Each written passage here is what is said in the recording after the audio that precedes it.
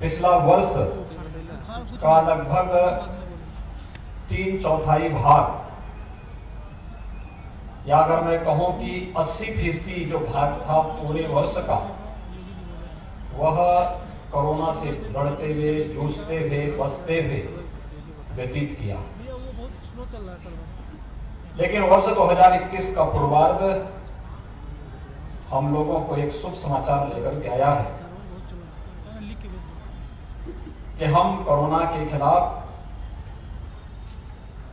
प्रधानमंत्री मोदी जी के नेतृत्व में, उनके मार्गदर्शन में जिस लड़ाई को मार्च 2020 में हम लोगों ने प्रारंभ किया था, सफलतापूर्वक कोरोना प्रबंधन के कार्यक्रमों को आगे बढ़ाते हुए, एक एक नागरिक के जीवन को बचाते हुए, उनकी आजीविका को भी बचाने और नए नए अवसर प्रदान करने का कार्य तो किया ही गया, लेकिन साथ साथ कोरोना चेन आने वाले समय में फिर से एक महामारी का रूप न लेने पाए, इसको ब्रेक करने के लिए वैक्सीनेशन का जो कार्यक्रम प्रारंभ हो रहा है, इस वैक्सीनेशन की खबर मुझे लगता है कि हर एक नागरिक के लिए प्रसन्नता करने वाला क्षण है। और मकर संक्रांति के तत्काल बाद एक कार्यक्रम होगा। मैं इसके लिए प्रधानमंत्री मोदी जी का अभिनंदन करता हूं, देश के वैज्ञानिकों को बधाई देता हूं और आप सबका आह्वान करूंगा कि अपने बारी का इंतजार करें। ये मान के चलिए कि हम लोगों ने पिछले 10 महीनों के दौरान जो संयम, जो अनुशासन और जिस मर्यादा का पालन किया है, ये अनुशासन और ये मर्यादा ही कोरोना पर हमारी विजय का सबसे बड़ा राज है। हम जितने भी सकारात्मक ढंग से आगे बढ़ रहे हैं, जितनी रचनात्मक ऊर्जा हम लोक कल्याण के अभियान में लगा रहे हैं, उसी का परिणाम है। और जब खुशखबरी आती है तो महोत्सव जैसा अवसर होता ही है। गोरखपुर महोत्सव उस खुशखबरी का ही एक पहली मंजिल है, जिसको आयोजित करने का श्रेय गोरखपुर के प्रशासन को प्राप्त होता है। इन्होंने यहाँ के जनप्रतिनिधियों के साथ मिलकर के, पता नहीं और लोगों को इंतजार रहा होगा न रहेगा, लेकिन रवि किशन जी को प्रसन्नता जरूर हुई होगी इस महोत्सव के कार्यक्रम से। इसलिए महोत्सव के इस कार्यक्रम के साथ इस भीषण शीतलहरी में इतनी बड़ी संख्या में आप सब कोविड-19 के प्रोटोकॉल का पालन करते हुए उपस्थित हुए हैं। मैं सबसे पहले आप सबका भी हृदय से अभिनंदन करता हूं। आप सबको मकर संक्रांति की अपनी बधाई देता हूं, शुभकामनाएं देता हूं। वास्तव में जीवन निराशा का नाम नहीं है, हताशा का नाम भी नहीं है और पलायन का नाम भी नहीं है। जीवन तो उत्साह का नाम है, उमंग का नाम है, लेकिन जीवन में अनुशासन और मर्यादा भी होनी चाहिए। ठीक है ना? इस महोत्सव ने एक बार फिर से इसे साबित किया है। अनेक कार्यक्रम हुए, विगत वर्ष तक 3 दिनों तक ये महोत्सव चलता था। मैंने कहा महोत्सव होने चाहिए, लेकिन महोत्सव 2 दिन का ही हो, लेकिन 2 दिन का महोत्सव जरूर करिए, क्योंकि ये हमारे लिए आगे के रास्ते खोल रहा है। आपने देखा होगा कोरोना कालखंड में एकदम लॉकडाउन था, बाद में मार्केट भी बंद रहे कई दिनों तक, फिर सप्ताह में 1 दिन 2 दिन खोलने की बात आई, फिर ये हुआ कि एक निश्चित समय को खोलना है। कभी दिन का कर्फ्यू, कभी रात्रि का कर्फ्यू, कभी एक मार्केट बंद, कभी दूसरी मार्केट बंद, और अंत में ये रहा कि नहीं, अब तो सब कुछ खोल ही देना चाहिए, अब कोरोना से कायदे से लड़ ही लेते हैं। और उसका परिणाम रहा कि हम लोगों का आंकलन एकदम सही था। हम लोग डरेंगे तो कोरोना पीछे पीछे आएगा। हम लोग अनुशासित ढंग से प्रोटोकॉल का पालन करते हुए इससे लड़ेंगे तो कोरोना परास्त होगा, और यही हुआ देश के अंदर भी और प्रदेश के अंदर भी। बहुत बड़ा काम किया है आप लोगों ने, बड़ी संयम का परिचय दिया, बड़े सब्र का परिचय दिया, और उस संयम और सब्र के कारण आज हम लोग सफलतापूर्वक इस लड़ाई को आगे बढ़ा रहे हैं। गोरखपुर और पूर्वांचल विकास के एक नई ऊंचाइयों को छू रहा है। आजादी के बाद प्रधानमंत्री मोदी जी का मार्गदर्शन, उनका सानिध्य से एक नई ऊंचाइयां दिया है। आज गोरखपुर में 1990 में बंद पड़ चुका खाद कारखाना इस 21 में फिर से धुआं उगलता हुआ दिखाई देगा।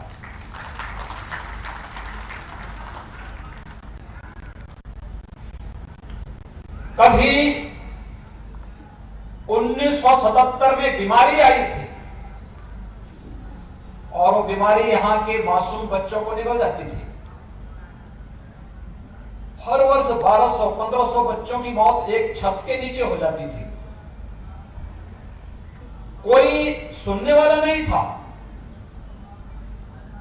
लेकिन 2016 में प्रधानमंत्री मोदी जी ने इस बीमारी को समाप्त करने का संकल्प लेने के लिए गोरखपुर में एम्स भी दे दिया। और यह वर्ष जब 2021 में एम्स भी गोरखपुर और पूर्वांचल वासियों को प्राप्त होगा। फुल फ्लेज एम्स कार्य करता हुआ दिखाई देगा गोरखपुर में। गोरखपुर में बंद पड़ चुके चीनी मिलें फिर से प्रारंभ हुई हैं। आधुनिक इंफ्रास्ट्रक्चर का लाभ यहां के लोगों को प्राप्त होना ही चाहिए। आप सड़कों के चौड़ीकरण के कार्य को देख रहे होंगे। पहले सिंगल लेन की सड़क घंटों जाम में रहना पड़ता था। आज के कार्यक्रम में कालीबाड़ी के बाबा को भी आना था, लेकिन वो इसलिए नहीं आ पाए क्योंकि गीता प्रेस की तरफ की रोड पूरी तरह जाम है, वे वहीं पर जूझ रहे होंगे। लेकिन जब तक इन सड़कों का चौड़ीकरण का कार्य करने की हिम्मत हम लोग नहीं जुटाएंगे, तब तक विकास वास्तव में हमारे पास आएगा नहीं, हमसे दूर भागेगा। और अगर हम अपने युवाओं के लिए रोजगार देना है, नौकरी की संभावनाओं को आगे बढ़ाना पड़ेगा, बढ़ना है, तो हमें आधुनिक इंफ्रास्ट्रक्चर को अपनाना ही पड़ेगा। सड़कें चौड़ी होती हुई दिखाई दे रही है। लोगों का आवागमन उतना ही सहज और सरल भी होता हुआ दिखाई दे रहा है। गोरखपुर का एयरपोर्ट आज 9 फ्लाइट, कहीं से भी आप देश के अंदर कहीं भी जाना चाहेंगे, गोरखपुर के एयरपोर्ट से वहां की सुविधा प्राप्त होगी। बहुत शीघ्र कुशीनगर से इंटरनेशनल फ्लाइट प्रारंभ हो जाएंगी। इंटरनेशनल एयरपोर्ट कुशीनगर में ही बन रहा है। यहां से मुश्किल से 1 घंटे की दूरी पे कुशीनगर आपको बेहतरीन सुविधा देगा। और गोरखपुर वासियों के पास तो रामगढ़ ताल है, हम सी प्लेन भी उतारेंगे यहां पे बहुत शीघ्र। यानी सी प्लेन एक ऐसी व्यवस्था है जहां पे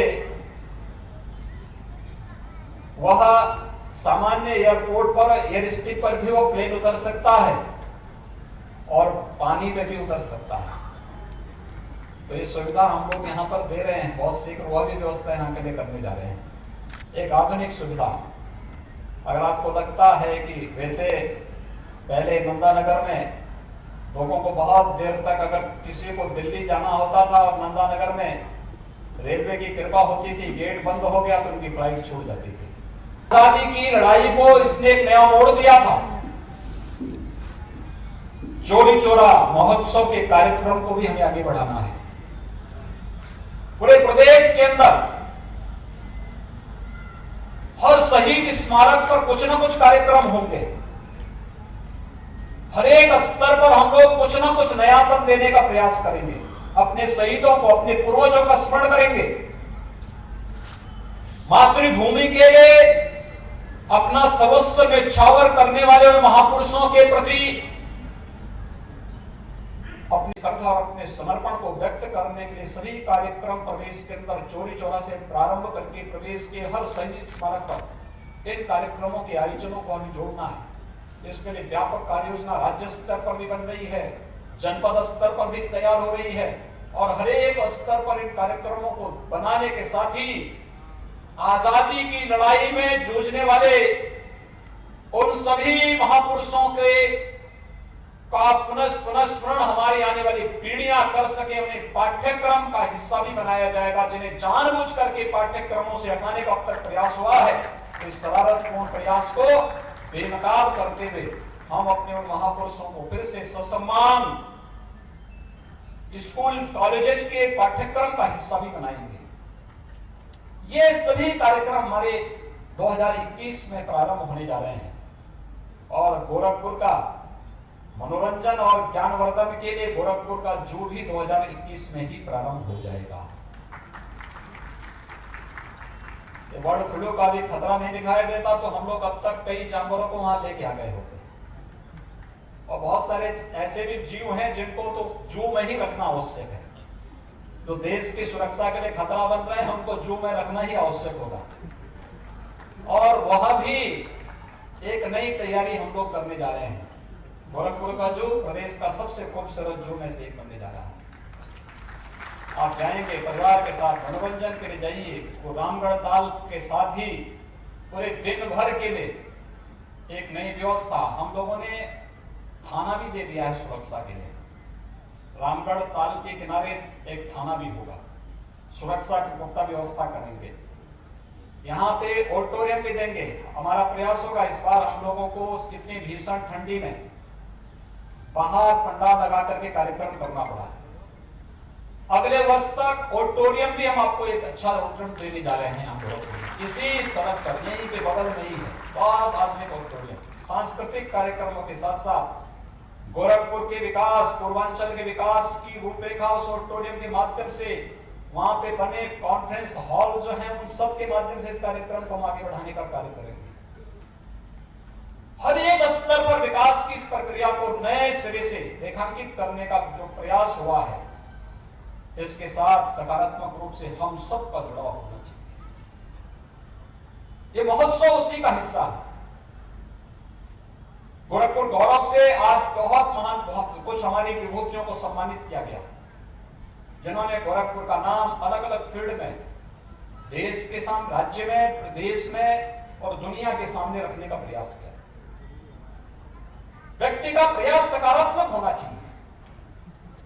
ये सकारात्मक प्रयास इस बात को प्रदर्शित करेगा कि हां, मैं भी इस विकास का, मैं भी इस कार्यक्रम का हिस्सा हूं, और ये सकारात्मक प्रयास ही निरंतर हमें एक नित नई प्रेरणा प्रदान करता है। और ये जो कार्यक्रम आगे बढ़े हैं, इन महानुभावों का सम्मान उसी का ही हिस्सा है।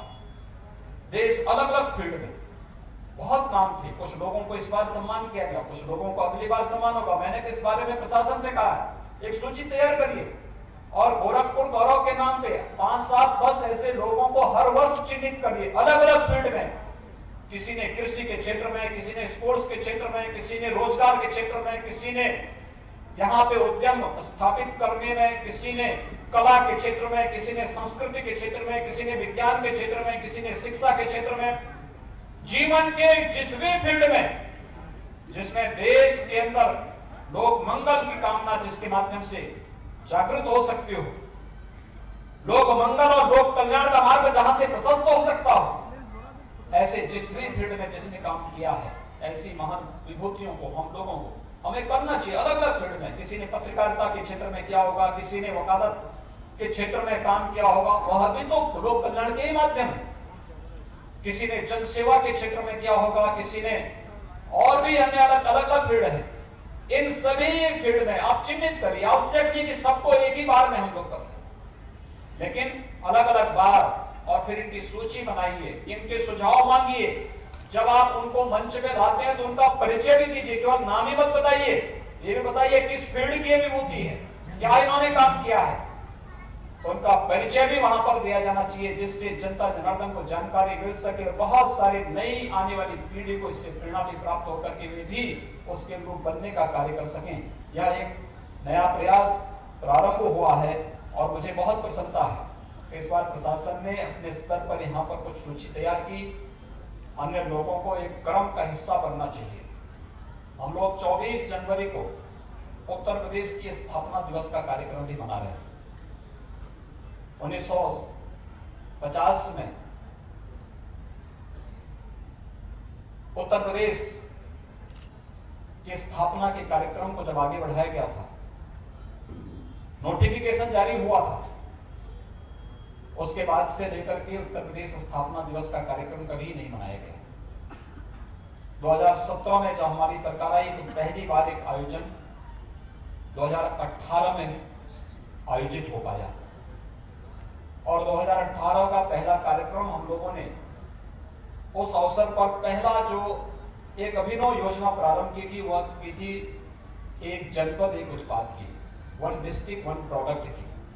आज आप देख रहे होंगे देश के अंदर सबसे लोकप्रिय योजना है ये वन डिस्ट्रिक्ट वन प्रोडक्ट की योजना। यूनियन बजट में उसके लिए आदरणीय प्रधानमंत्री जी ने यूनियन बजट को भी उसका पार्ट बनाया, यूनियन बजट में भी उसके लिए व्यवस्था दी है।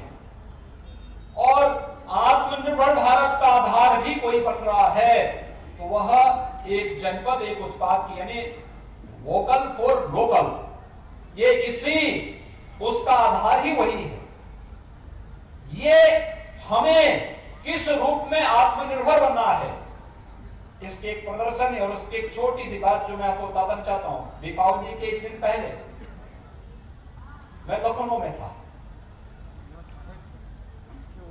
लखनऊ में सूक्ष्म लघु मध्यम उद्यम विभाग ने एक प्रदर्शनी लगाई थी वन डिस्ट्रिक्ट वन प्रोडक्ट की, जिसमें गोरखपुर का टेराकोटा भी था और गोरखपुर के इस टेराकोटा के जो वहां पे हस्तशिल्पी गए हुए थे तो मैंने इच्छा व्यक्त की, मुझे वहां से अयोध्या जाना था तो मैंने लखनऊ से मैंने कहा कि दो हस्तशिल्पी आए हुए हैं, इन लोगों के एक बात बताया, मुख्यमंत्री आवास में मैंने उनको आमंत्रित किया। तो औरंगाबाद का ही वो कलाकार हस्तशिल्पी था। तो मैंने उसको कहा, मैंने तो हिचकते हुए पूछा, मैंने कहा कोरोना काल है, पता नहीं बिक्री हुई कि नहीं हुई, मैं पूछूंगा बेचारे को कहीं ऐसी ना हो कि नाराजगी हो जाए। तो मैंने उससे पूछा, मैंने कहा क्या कुछ बिक्री भी हुई है प्रदर्शनी में आपकी? उसने कहा साहब इसी के लिए तो मैं धन्यवाद देने के लिए आया हूं। उसने मुझे बताया, उसने कहा कि 3 दिन में मेरी 8 लाख रुपए की बिक्री हुई है, यानी टेराकोटा का सामान 8 लाख का बिका है उसका प्रदर्शनी। आप सोचिए गोरखपुर के एक छोटे से गांव, जो लोग गुलरिया बाजार में गए होंगे, गुलरिया बाजार के पश्चिम की तरफ वो गांव पड़ता है, जो कि गोरखपुर संसदीय क्षेत्र का मैं सांसद था। उस गांव में मैं जाता रहता तो वैसे होते हुए निकलता था तो मैं देखता था। अब आप सोचिए कि एक गांव से निकला हुआ हस्तशिल्पी और ऐसे दर्जनों हस्तशिल्पी हैं गोरखपुर में टेराकोटा के क्षेत्र में जिन्होंने काम किया। आपने देखा होगा इस बार दीपावली के अवसर पर, इस बार की दीपावली बहुत विशिष्ट थी। कोरोना था लेकिन तब भी लोगों ने खूब उत्सव और उमंग के साथ दीपावली मनाई थी। और ये अलग नयापन में क्यों आया था? क्योंकि कई दशकों के बाद दीपावली में दीपक भी और लक्ष्मी गणेश जी की प्रतिमा भी चीन से नहीं आया था, भारत के ही कारीगरों ने जो बनाया था उसने इस दीपावली के उत्सव को बहुत उमंग और उत्साह से भर दिया था। ये उमंग और उत्साह के साथ प्रधानमंत्री जी का वोकल फॉर लोकल के इस संकल्प के साथ हम सबको जोड़ता है। आत्मनिर्भर भारत की परिकल्पना को साकार करता हुआ यह दृश्य एक जनपद एक उत्पाद के माध्यम से हम लोग आगे बढ़ाने का कार्य कर रहे हैं। बहुत कुछ है यहाँ पे, रेडीमेड गारमेंट्स का हब बनने की क्षमता है। प्रयास तो करें, एक एक को आगे आना पड़ेगा। हम लोग तो यहाँ पे 2008-9 में एक टेक्सटाइल पार्क को स्वीकृत करवा दिए थे, आगे योजना बन नहीं पाई। विकास के मार्ग में बाधक नहीं बल्कि हमें उसमें सहभागी बनना चाहिए और सहभागी बनके उस कार्यक्रम को सफलता की नई ऊंचाइयों तक पहुंचाना चाहिए। याद रखना, जब व्यक्ति सकारात्मक दृष्टिकोण रखता है, मैं और मेरे से ऊपर उठ करके काबू करता है, तो वह सकारात्मक दृष्टिकोण उसके स्वयं के लिए भी बहुत अनुकूल हो जाता है और समाज और राष्ट्र तो पूरा उसका लाभ उठाता ही उठाता है। और सकारात्मक दृष्टिकोण विकास के प्रति हम सबको आगे बढ़ना पड़ेगा। देश की आजादी में महत्वपूर्ण भूमिका निभाने वाले चोरी चोरा की घटना का यह शताब्दी वर्ष प्रारंभ होने का अवसर भी है। और भाइयों बहनों, मैं आप सबको इस बारे में कहना चाहूंगा कि यह आंदोलन स्वदेशी आंदोलन है। स्वदेशी आंदोलन को कैसे हम आगे बढ़ा सकते हैं? खादी उसका एक माध्यम बन सकता है, लोकल प्रोडक्ट उसका माध्यम बन सकता है। हमने इसीलिए जो थीम दी है पूरे कार्यक्रम के लिए भी और स्वदेशी का दिया है, स्वच्छता का दिया है और स्वावलंबन का दिया है। ये पूर्वांचल के लिए तो और भी प्रासंगिक हो जाता है, क्योंकि ये जो इंसेफ्लाइटिस की बीमारी है, ये मस्तिष्क ज्वर की बीमारी है, गंदगी इसका मूल आधार, मूल कारण है। स्वच्छता, स्वच्छ भारत मिशन ने हर घर में शौचालय दिए, शुद्ध पेयजल की आपूर्ति करवाई, तो बीमारी 95% से अधिक मौत के आंकड़ों को रोकने में सफलता प्राप्त हो गई। एक सकारात्मक सोच के साथ कार्यक्रम को आगे को बढ़ाइए, सफलता आपके पीछे पीछे भागेगी।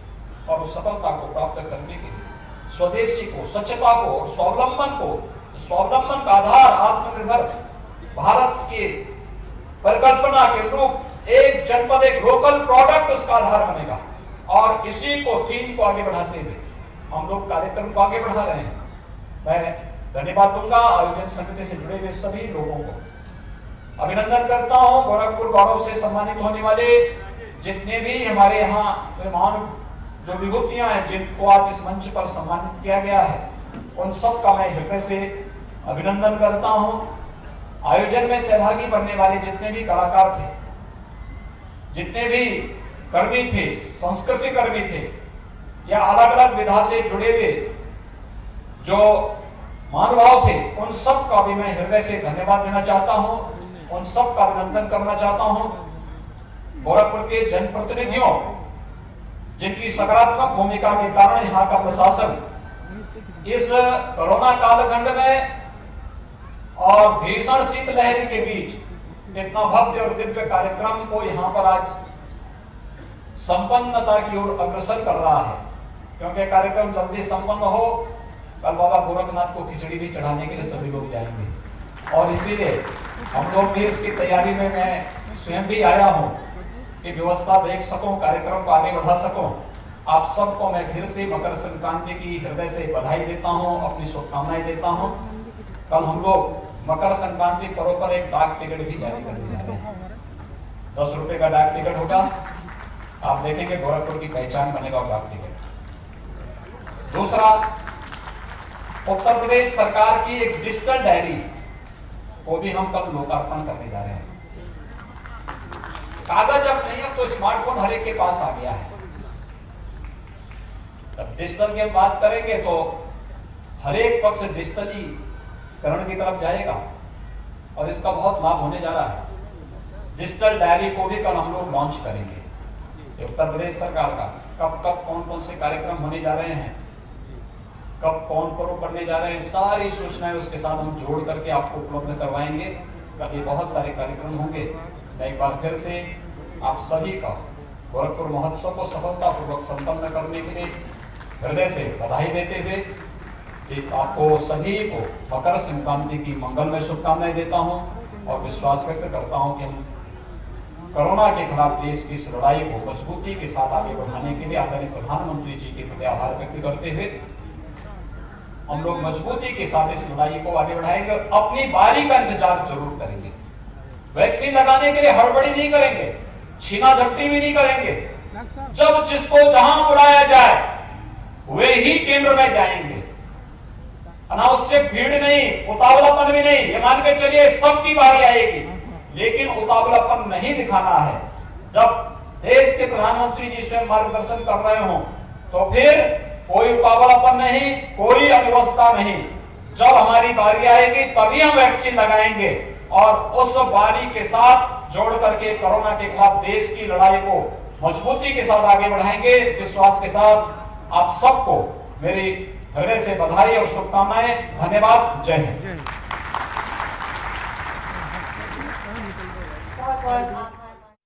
समापन समारोह के अवसर पर सीएम योगी आदित्यनाथ कोरोना के बारे में बोले, साथ ही साथ उन्होंने कहा कि कोरोना काल में काफी बेहतर काम किया है।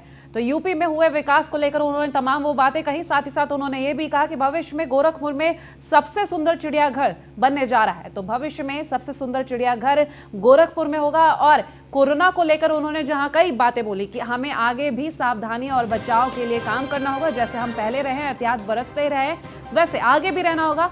गोरखपुर महोत्सव के समापन समारोह में सीएम योगी आदित्यनाथ ने ये तमाम वो बातें बोली। जहां 16 जनवरी से वैक्सीनेशन शुरू हो रहा है, तो उसको लेकर तमाम वो बातें कही उन्होंने। महामारी पर आखिरी प्रहार 16 जनवरी को होगा। कोरोना महामारी हमारे लिए आगे रास्ता खोल दिया है। कोरोना महामारी के लिए जहां उन्होंने कहा कि कोरोना काल में काफी अच्छा काम किया है, बेहतरीन काम हुआ है और कोरोना महामारी ने आगे का रास्ता जो है हमारे लिए खोला है। ये तमाम वो बातें जो गोरखपुर महोत्सव के समापन समारोह में उन्होंने कही है।